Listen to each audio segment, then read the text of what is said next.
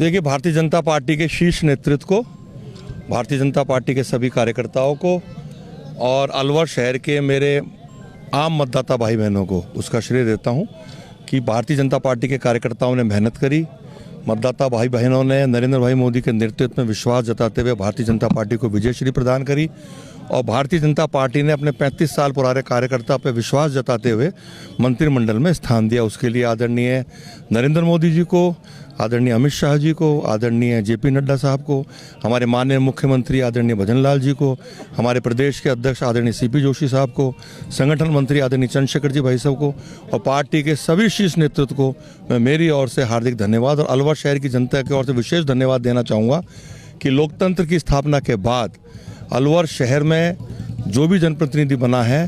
उसको मंत्रिमंडल में स्थान नहीं मिल पाया था, लेकिन भारतीय जनता पार्टी के नेतृत्व ने अलवर शहर के मतदाताओं की आवाज़ को सुना और अलवर शहर की जनता को मंत्री पद की सौगात दी। उसके लिए भी मैं शीर्ष नेतृत्व को बहुत बहुत आभार धन्यवाद देना चाहूँगा। देखिए, अलवर ज़िला पानी के हिसाब से पूरी तरह से डार्क जोन में है और अभी जब मैं जयपुर से अलवर की ओर आ रहा हूँ तो दौसा ज़िले में से निकल के आया हूँ। वहाँ पानी की और भी विकट स्थिति है।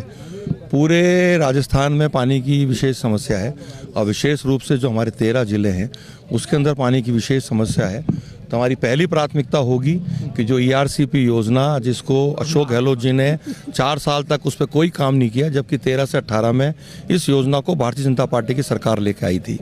और 4 साल तक कुछ किया नहीं। आखिरी वर्ष में उन्होंने राजनीति करी, भारतीय जनता पार्टी को कटघरे में खड़ने का प्रयास किया, जिसका परिणाम ये हुआ कि राजस्थान की जनता ने उनकी तमाम साजिशों को नकारते हुए भारतीय जनता पार्टी को मैंडेट देते हुए और नरेंद्र भाई मोदी जी के नेतृत्व में विश्वास व्यक्त करते हुए उन्होंने जिस प्रकार से पूर्ण बहुमत की सरकार दी है और अभी सरकार को बने हुए 1 माह भी नहीं हुआ और मुझे बताते हुए खुशी है कि राजस्थान सरकार और मध्य प्रदेश सरकार के अधिकारियों के बीच में वार्ता हुई है, समझौता हुआ है। केंद्र ने आदरणीय नरेंद्र भाई मोदी के नेतृत्व में ये तय किया है कि 90% की राशि केंद्रांश जो भारत की सरकार देगी, 10% की राशि राजस्थान सरकार देगी और राष्ट्रीय योजना के रूप में ERCP को स्थापित करके बहुत जल्दी इस योजना पर काम शुरू होगा और मुझे पूरा विश्वास है कि आने वाले समय में ERCP योजना परवान चढ़ेगी, पूरी होगी और जो समस्या 13 जिलों में पानी की विशेष समस्या है उससे हमको निजात मिलेगा। कि मैंने उस योजना के लिए लगभग पूरा 1-1.5 साल संघर्ष किया, चाहे विधानसभा का सदन हो, चाहे अलवर शहर की सड़कें हों और उसका परिणाम भी आया और मुझे बताते हुए खुशी है कि एक जलदाय विभाग की एक बड़ी कमेटी है, उस कमेटी ने अपनी सहमति उस योजना को दे दी है और वो योजना फाइनेंस विभाग में, वित्त विभाग में लंबित है और मैं माननीय मुख्यमंत्री जी से आग्रह करूंगा कि आने वाले बजट सत्र में या उससे पहले, क्योंकि वो 38 करोड़ की योजना है और हम प्रयास करेंगे कि आने वाले बजट सत्र में 38 करोड़ की योजना को राज्य सरकार अपनी अनुमति प्रदान करे, सहमति प्रदान करे तो निश्चित रूप से अलवर शहर की पानी की समस्या को निजात मिलेगा। साथ ही साथ जो जयसमंद बांध, जिसमें पानी, क्योंकि बरसात भी कम हो रही है और अलवर भरतपुर का स्टेट टाइम का एक समझौता है जिसमें 55% पानी भरतपुर को जाता है और 45% पानी अलवर को मिलता है, लेकिन भरतपुर में चंबल का पानी बहुआयात में आ चुका है। पूरा भरतपुर जिला चंबल के पानी से लाभान्वित हो रहा है और अलवर जिला पानी के लिए तरस रहा है।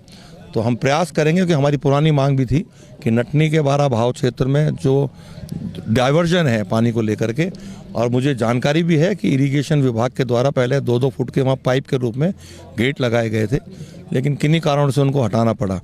तो हम प्रयास करेंगे कि आने वाले समय में वहाँ लगभग 1.5-2 फुट के जो पानी के गोल चैनल्स लगती हैं वो लगे और अलवर का जयसमंद का बांध भरेगा तो निश्चित रूप से अलवर शहर की पानी की समस्या, बोरिंग रिचार्ज होंगी, समस्या दूर होगी। लेकिन अलवर ग्रामीण क्षेत्र के हमारे किसान भाइयों को और पीने के लिए पानी मिलेगा और अलवर ग्रामीण क्षेत्र के विधानसभा क्षेत्र के लोगों को सिंचाई के लिए भी पानी उपलब्ध होगा। अलवर एक बड़ा जिला था, प्रॉस्पेरियस था, लेकिन जब नए जिले बनाए तो वो जयपुर की तरफ चले गए, अलवर संभाग भी नहीं बन पाया। ऐसे में क्या इन जिलों का रिव्यू होना चाहिए, क्या अलवर संभाग बनना चाहिए? देखिए, मैंने जब माननीय पूर्व मुख्यमंत्री महोदय द्वारा विधानसभा में जिलों की घोषणा की थी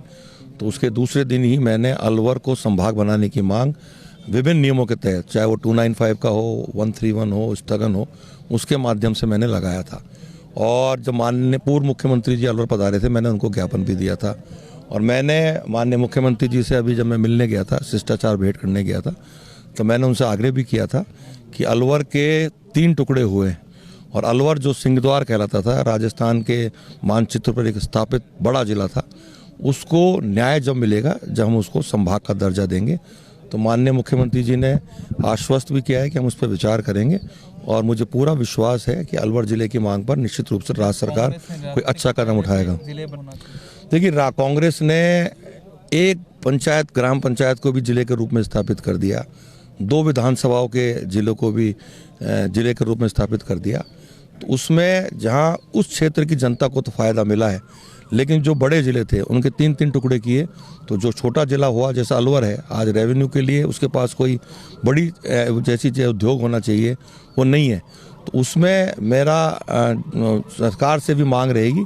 कि हमको वो संसाधन उपलब्ध कराए जाएं। जैसे अलवर ज़िले में मत्स्य औद्योगिक क्षेत्र है